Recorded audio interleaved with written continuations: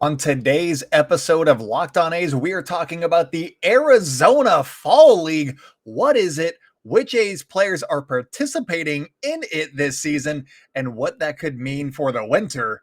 That's all coming up for you guys today on Locked On A's, so let's get into it. You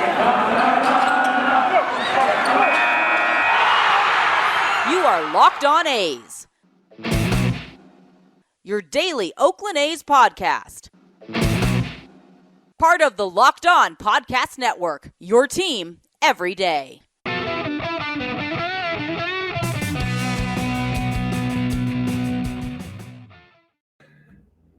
How's it going, A's fans? And welcome to episode 371 of the Locked On A's podcast, part of the Locked On Podcast Network, your team every day. I'm your host, noted baseball fan Jason Burke, and on today's episode, we are talking about the Arizona Fall League. Again, who's in it for the A's? What does it mean? What's the Fall League all about? We're going over all of that stuff on today's episode. And quite frankly, if you've made it this far, you're going to want to listen because the Arizona Fall League is amazing. And if you don't know what it is, learn some baseball stuff. That's what I'm here for, because I love the Fall League. But before we get into that, it's going to be a fun episode. But before we get into any of that stuff, thank you guys for making Locked On A's your first listen of the day. And also thank you to everybody who watches this on YouTube. We have a YouTube channel. If you have not already subscribed, go make sure to subscribe. And if you're already on YouTube, make sure to comment, like, do all the things you need to do on the page to boost this signal. And also make sure that you follow the podcast wherever you like to hear podcasts. Follow us on social media at Locked On A's on Twitter and Instagram. I'm at @ByJasonB on Twitter and in the Spotify Green Room app. If you guys have any questions for us, please send those to lockedonathletics@gmail.com. So if you've made it this far and you've never heard of the Arizona Fall League, you are in for a treat, my friends. I was lucky enough to go and cover one for a full week. It included the Fall Stars game. I'll get into that here in a second. And that was back in 2015. And it was honestly one of the best baseball experiences that I have ever had. The Arizona Fall League is like a minor league grooming period for top prospects that are on the cusp of making it to the majors, or, just highly touted prospects. And you're like, hey, go watch this guy play for a month. That's what it is. Or it could be a place for minor leaguers who had missed time during the regular season to get some extra reps and cover up or make up a little bit of ground before the next season starts. That's another way that teams use it. Some teams also use it as a showcase for some of the Rule 5 eligible players with the hopes of swinging a trade that will net them a bigger return than they would get if they were taken in the Rule 5 draft. Just because an opposing team is so enamored with a player that is going to be Rule 5 eligible, sometimes that is why a team will send a player to the Arizona Fall League. So basically, it's a showcase of minor league talent, but for a slew of different reasons. And you kind of got to go case by case, player by player to find out why that player is there. So we're going to be doing that in the second segment of today's podcast. To illustrate what this looks like, though, on a larger scale, this year, the Detroit Tigers sent their top prospect, Spencer Torkelson, who is the number 4 prospect in all of baseball. He is a highly touted prospect. He is kind of the gem of the Tigers system, and he has been sent to the Arizona Fall League just for get him a little bit of a leg up going into the 2022 season. And one of the players that the A's sent is Austin Beck, who was the number 6 overall pick in the 2017 draft, but he hasn't made it past A-ball. And I mean, he had a brief stint with Vegas in like a fill-in role this season. He played like 6 games, had a couple of home runs. It was a decent stint, but he hit 150. So that doesn't count. He has not really made it past A-ball in any significant way. And he's also Rule 5 eligible this winter. So those are the 2 spectrums that you are looking at, is top 5 prospect in all of baseball and guy who's probably going to be on a different team by the start of spring training. So Arizona Fall League, catch the fever, you guys. The year that I went, Shamania was there for the A's. Austin Meadows was still a member of the Pirates, and A.J. Reed was the hotshot next big thing for the Houston Astros. He left like a couple weeks in, like the day that I got there, I think he left due to injury, and that was a big thing. I got to break that story that A.J. Reed was not feeling great, and then he left. And I was like, crap, I wanted to watch him play because I was doing the Astros at that point. When they were not cheating and still kind of fun and up and coming team. So that was a good time. And oh well, that was fun. And if you like prospects, the Arizona Fall League is definitely for you. Basically, how it works is all 30 big league teams send at least 5 players from their minor leagues from all levels. It could be any level that they want, any players that they want, doesn't necessarily matter. They just have to make sure that there are enough pitchers and enough catchers and enough positions filled on each team. And sometimes there's the like the A's have to send like 4 pitchers or however they want to do it, but you communicate, you make it work. That's really the only prerequisite for who you're sending, and that is it. And then those 30 teams send their 5 players, and those players are used to form 6 teams that play each other over and over and over and over and over for a month. It's wonderful. This year, the A's minor leaguers are on the Mesa Solar Sox, and if memory serves, they're always on the Mesa Solar Sox, which is one of the 6 teams, because Mesa is where the A's call home during spring training. So they are just always the Mesa Solar Sox. And I think the Cubs are always the Mesa Solar Sox too. And then they get 3 other teams that are paired with them. This year, the 3 teams that are also on the Mesa Solar Sox with the A's and Cubs prospects are the Orioles, Marlins, and Blue Jays. So sometimes you get some fun systems like the Orioles, not a great big league team, lots of farm system talent. So are they good? We'll have to check in on them in a couple of weeks. It's only been a week so far that the Arizona Fall League has been playing games and whatnot. So those are the basics of the Arizona Fall League. These 6 teams play 6 games a week each. And the league goes from the middle of October, which was about a week ago, to the middle of November with a Fall Stars game in between. And the Fall Stars games basically, like Sean Manaea, the year that I went, started for the A's. He was one of the top prospects in baseball. Well, not in baseball, but one of the better prospects. And he got to start the game. And Spencer Torkelson, if he's not injured, will definitely be at the Fall Stars game. Sometimes the Fall Stars rosters are already decided before everybody gets there. Doesn't matter. That's a behind the scenes. I believe that it was in the program, like the little book, like when you get the season 2021 guide for the A's or whatever. They have those for the Fall Stars or for the Fall League as well. And I'm pretty sure they had all the announcement like the day that the Arizona Fall League started. They had everybody listed that was going to be at the Fall Stars game. And sure, injuries happen. So it wasn't the master list, but you kind of knew where they were going with guys. So a little bit of inside knowledge for you guys. Yeah, it's just a fun time, and you're going to see a bunch of different prospects. Usually the Fall Stars game is televised on MLB Network. So if you have MLB Network, enjoy. If you don't like me, then read about it, I guess. If you're wondering what it is like to be there, it is basically like spring training, Arizona spring training for A's fans. And there's just way fewer fans in the stands. Just so many. It's a lot of media. There's a lot of prospect towns. MLB Pipeline, Baseball America. Those guys are there because this is extra content for those guys. But there's some fans, not a ton, but there's some. And you basically just could plop right down behind home plate if you want to. You can just get out your camera and take prospect videos through the netting if you want to. There are no rules really at Arizona Fall League, and I absolutely loved it there. Plus, one added thing that I like that I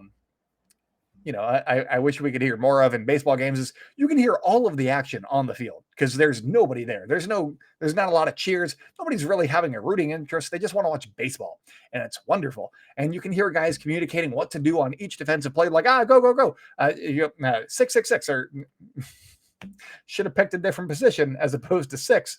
They're telling the guy where to throw the baseball according to the position number, and I chose 6 for some reason.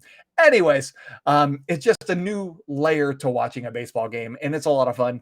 And if you get a chance to go to the Arizona Fall League, it is the best baseball experience that you'll probably ever have. I miss it very, very much. Anyways, coming up on the show, which A's prospects are in the Arizona Fall League as we speak?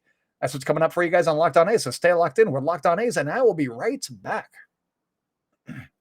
This episode is brought to you by Rock Auto. With the ever-increasing numbers of makes and models, it's now impossible for your local auto parts store to stock all of the parts that you need. Why endure often pointless or seemingly intimidating questioning and wait while the person behind the counter orders the parts on their computer, choosing the only brand that their warehouse happens to carry? You have computers with access to rockauto.com at home and in your pocket. Save time and money when you're using Rock Auto. Why choose to spend 30 or 50 or even 100% more for the same parts from a chain store or a car dealership? RockAuto.com is a family business, and they've been serving do-it-yourselfers online for 20 years, so they know what they're doing. And the RockAuto.com prices are always reliably low for every customer. So to take advantage of all of this savings and all of the things that they are offering you at Rock Auto, all you got to do is go to rockauto.com right now and see all of the parts available for your car or truck. Right, locked on in there. How did you hear about us box, and let them know that we sent you.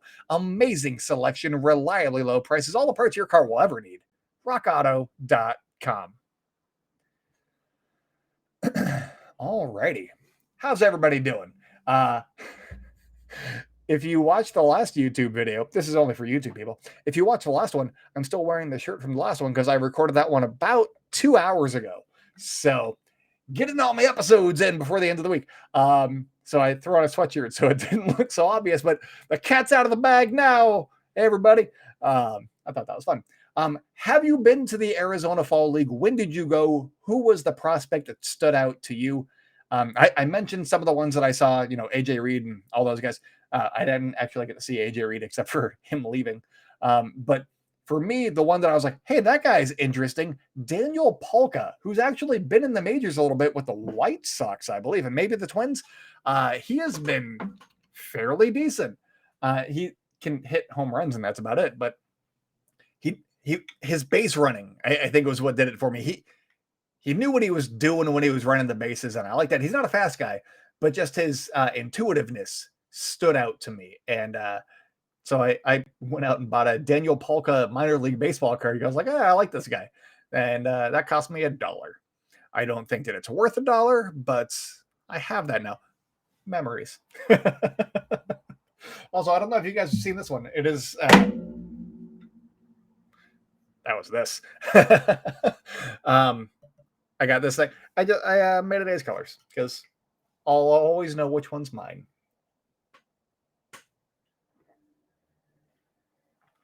Hydra Flask. That's the thing that it is. Unbreakable. Love it. All right. Let's get back into it. Welcome back to the Locked On A's podcast. If you guys are enjoying the show, make sure to subscribe to our YouTube channel. Follow us on social media at Locked On A's on Twitter, Instagram. I'm at ByJasonB on Twitter and in the Spotify Green Room app. If you guys have any questions for us, please send those to lockedonathletics@gmail.com. And also, thank you guys so much again for making Locked On A's your first listen of the day. We are free and available on all podcast platforms, including YouTube. But let's get back into the episode. The A's went pitcher heavy on their representation in the Fall League, sending 5 pitchers to represent them. They still have other players that I'll get to in the third segment, but we're focusing on the pitchers right now. The first guy that I'll mention is 2020 second round pick Jeff Criswell, and he's there because he basically missed 4 months of the season. He pitched on May 8th. That was his first appearance with Lansing, and then he went on the IL. And then he returned to Lansing on August 29th. So basically 4 whole months. Not quite, but almost. And Criswell is there to get some work in and build up his arm. I think that he's going to be a starter. According to the stats that I'm seeing, a starter. Just getting him some extra innings for 2021. So he is not necessarily at risk of being traded or anything. I think that he's just there to get some extra work in because he's healthy right now. And so that is fun. I liked what I saw when they drafted him in 2020. I was like, hey, this guy could be very, very interesting. And we'll see what he does in 2022 to move up the ranks. Maybe he makes it to Midland or Vegas if he's having a really good season and can stay healthy. Right now, the health concern is the thing for me. But next up, we got Bryce Conley, and he is a 27-year-old righty that has started and relieved in each of his 4 minor league seasons so far in his career. In his 2 appearances with the Solar Sox, he has pitched in relief. My guess is that the A's are seeing if he's worth a 40-man spot ahead of the Rule 5 roster crunch. He's thrown 2 scoreless innings so far. 27-year-old pitcher. Is he going to make the 40-man roster? Probably not. Are they going to trade him? Maybe, if they can find somebody. But I think that they'll probably not have him on the roster, and then maybe he'll get taken, maybe he won't. We'll see. But that is Bryce Conley for you guys. Then we have Hogan Harris, who is a 2018 third rounder that missed last season due to the pandemic and didn't pitch this season either. These are probably trying to get him some work ahead of the 2022 season, but he is also Rule 5 eligible. My guess is that the hope is to get him some work, but not put him on anybody's radar necessarily, just because I don't see him getting a 40-man spot with 1 year of A-ball under his belt from 2 years ago. But I've heard good things about Hogan Harris in the past, and I think that they probably want to hold on to him if they can, but they want to, maybe they will put him on the 40-man roster, but there's going to be a crunch, and I will probably go over that at a future date, but there's going to be a crunch, and I don't know if they have room to be adding guys that have pitched an A-ball just yet. Maybe they put him on like the AA roster and protect him in the minor league format. Maybe that's what they're going for, but that's for speculation for another day. Moving on, we got Pedro Santos, and he is a 21-year-old righty that spent this season, in Low A Stockton. He appeared in 21 games and started 12 of those and walked 62 batters in 68 in the third innings. That is a lot of walks, lots of free passes. And if you follow A's baseball, you know that the A's do not like walking guys. He'd fit right in the Houston Astros system, where they just like walking guys and hitting guys. But 62 batters and 68 in the third innings, that's not necessarily A's what they usually go after. But on the flip side, he also struck out 87, which is pretty good. That's way more than one an inning. So I think that the A's would take that if they can work on his mechanics and make sure that he's following the same plane every time. Maybe that helps with his control, and they can go from there. The A's may have something here with Santos. I like the strikeout numbers. I do not like the walk numbers whatsoever, but he's going to have to really work on that walk rate for him to really reach the next level for the A's. Getting those mechanics down is probably why he's with Arizona, or in Arizona right now in the fall league. And then finally, the last of the pitchers is Brock Whittlesey, Whittlesey? I've never heard this name said out loud. It looks amazing. It's Whittle and then S-E-Y. I love it. I like Brock Whittlesey. And I am hoping that he does very, very good things. He spent the majority of 2021 in Lansing after 10 1/3 scoreless frames in Stockton. With the Lugnuts, he struck out 52 batters in 46 1/3 innings, so slightly more than one an inning. And he also walked 9, so the peripheral stats look good at first glance. He's not Rule 5 eligible until next winter, so this is probably just a case of getting in some extra work after a pretty solid season, maybe trying to get him ready to start in Midland and see where he goes from there. Maybe he will earn that 40-man roster spot next winter if he has a good 2022 season, and they're trying to get him onto that track this offseason so that they can set him up for a 40-man spot next offseason. Anyways, coming up, we are talking about the bats that the A's sent to Arizona and potential trade options. So stay locked in with Locked On A's, and I'll be right back. We're back and better than ever. A new web interface for the start of the basketball season and more props, odds, and lines than ever before. BetOnline remains your number one spot for all the basketball and football action this season. Head to our new updated desktop or mobile website to sign up today and receive your 50% welcome bonus on your first deposit. Just use promo code LOCKEDON to receive your bonus. Again, that is code LOCKEDON. That is one word, Locked On. From basketball, football, baseball postseason, the NHL, boxing, and UFC, right to your favorite Vegas casino games. Don't wait to take advantage of all of the amazing offers available for the 2021 season. BetOnline, I'm always going over there and seeing what the lines are and just, hey, I think that this is what I always do, a parlay, and one of them never hits. I should probably just doing like lessen my parlays so that I win more. But which one do I take out? I don't know. That's the trick of betting. But BetOnline is great, and BetOnline is the fastest and easiest way to bet on all of your favorite sports because BetOnline is where the game starts.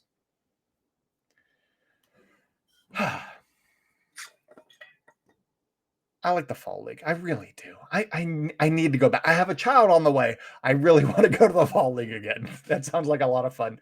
Maybe for a vacation, I'll take my wife and child, who will be 10 months at that point.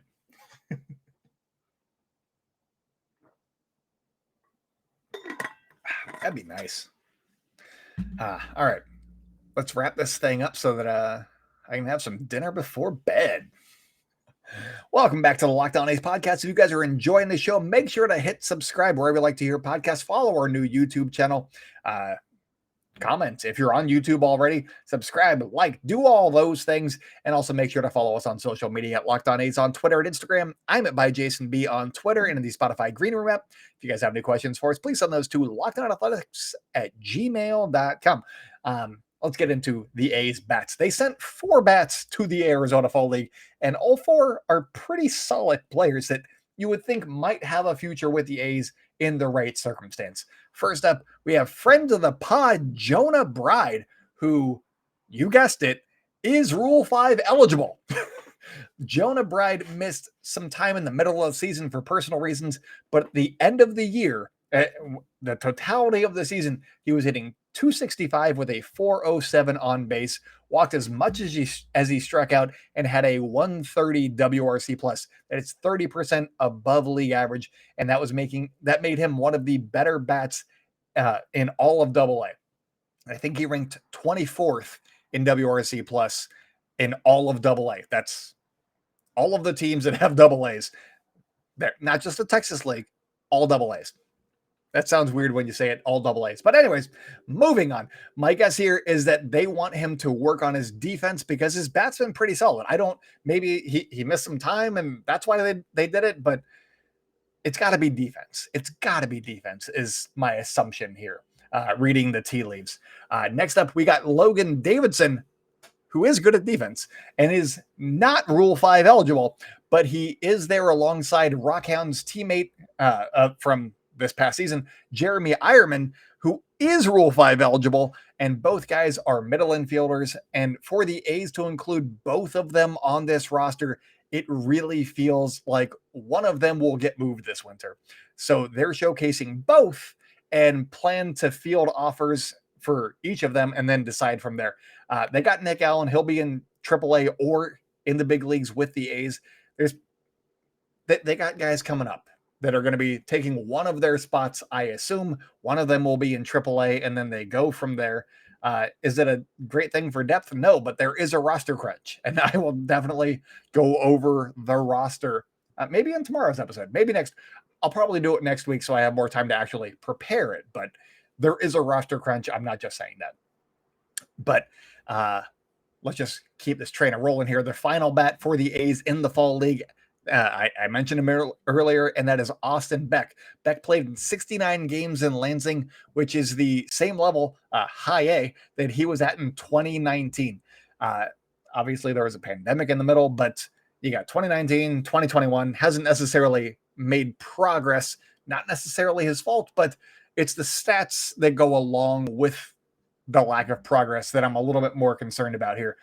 His batting average dropped from 2019 to 2021 from 251 to 202. His on base dropped from 302, which is not high already in high A for the number 6 overall pick. And it went down to 253, and his walk rate dropped. His strikeout rate basically stayed the same at 33.8. It wasn't a good season. And the A's are probably just saying, like, go out and have a killer month and we'll trade you to whoever. I don't see how he's in the A's minor league system come next year, unless nobody takes him in the Rule 5 draft. Or he's probably going to get traded. I would assume, but maybe somebody's like, hey, we're not super high on him. Maybe we could get him in the Rule 5 draft, and we'll see what happens. But he feels like a big change of scenery candidate for me. I don't know why, but it feels like he needs some other voices in his ear. I'm guessing from the outside looking in, it just feels like he just needs that change of scenery. And whether he doesn't feel challenged or isn't putting in the work, I can't say, but it would make sense if his time in Oakland doesn't last for much longer for all parties involved. It would probably be good for Austin Beck and his career. It'd probably be good for the A's to just cut ties and move on, get what they can for him if they can move him. And if they can't, then just move on and pour resources into, I don't know, Buddy Reed or Lazaro Armenteros, who's also Rule 5 eligible and hasn't really progressed past A-ball. So there's going to be some interesting names that could potentially be Rule 5 eligible for these this coming winter, or I guess in a month and a half. So those are all of the players that are participating for the A's in the fall league this season. I gave some little tidbits on whether or not I thought that they would be trade bait in November throughout, but I also want to make it clear that the returns on these prospects aren't always the highest either, because these are guys that are out of options, so they have to be on the 40-man roster for whichever team acquires them, which makes them, it's not quite like having a qualifying offer attached, because that's a bunch of money and that's forfeiting a draft pick, but it's not like they have three options, or they do have options, but they have to be on the 40-man roster. So they can't just hide them anywhere. They have to be on the 40-man roster. So they have to have plans for them at some point at the big league level. And that's what makes this a little bit trickier for a team, or for the A's to trade them to another team. The A's may be active, but they will probably be minor deals. I don't know if they're going to, it feels like they got four guys that could be moved, maybe, but are they going to get a bunch of pieces back? I don't know. These trades are also probably are not going to be helping the 2022 season or squad very much. They could potentially be used to pick up a younger prospect for a future competitive window, which I wouldn't be. It's basically resetting the clock. You're taking this guy, taking Logan Davidson. I'm just picking a name. Taking Logan Davidson, resetting his clock to 2025 as opposed to 2022 or 2023, and you get a little bit more control over the guy. That's all that they're potentially trying to do, and they can hide him down there and have more spots on the 40-man roster for 2022 and go from there. It's basically a shell game. They're just moving everything around so that they can have all the guys that they want to on their roster and in their minor leagues, and go from there. I probably should have picked Jeremy Ironman because he's actually Rule 5 eligible and Logan Davidson is not, so he can actually still be hidden, but we'll see. That the best case scenario was probably resetting the time frame there, but you could be also using one of these guys who has a little bit of value, but not a ton, and maybe getting like a backup catcher for 2022. Pedro Severino, maybe. I don't know. I picked the Orioles on the Trade Simulator website, and I was like, I don't know, they have similar-ish value, or maybe the Orioles are getting more value, and maybe the A's get a year or two of control of a backup catcher for Sean Murphy, and it's a guy that's like 30 years old. Maybe that's another route that they take, but I would assume that it would be just swapping, hey, we have the second base prospect, and now we have a relief prospect that's in A-ball, and something like that, just changing the position that you have and the control and all that stuff. So that's my guess. Obviously, this is going to be a big roster crunch, and we're going to see what happens. I'll probably give you guys a 40-man overview sometime next week, so make sure to subscribe to the podcast and hear that whenever it drops, probably on Monday or Tuesday would be my guess. It's going to be lots of fun going over that, because looking over, the A's obviously have a bunch of free agents, but there's a lot of guys that are Rule 5 eligible that would need 40-man roster spots. So who are they going to leave off? Who are they going to keep? Your guess is as good as mine. So that'll be a lot of fun. But that's all that I got for you guys today. Thank you so much one more time for making Locked On A's your first listen of the day. Now go make Sully of Locked On MLB your second listen. Locked On MLB is free and available on all platforms, and Sully is going to be ranting about these game sixes coming up between the Astros and Red Sox. That's the one. And then the Braves and the Dodgers. Chris Taylor had a game in between when I recorded the first episode and the second episode today. Chris Taylor had like 3 home runs. He had a game. And the Dodgers are back in it, heading back to Atlanta. Do they have a chance? Let me know in the comments below if you're on YouTube. But anyways, that is it for me today, you guys. So until next time, go out and celebrate good times, Oakland. and I will talk at you tomorrow.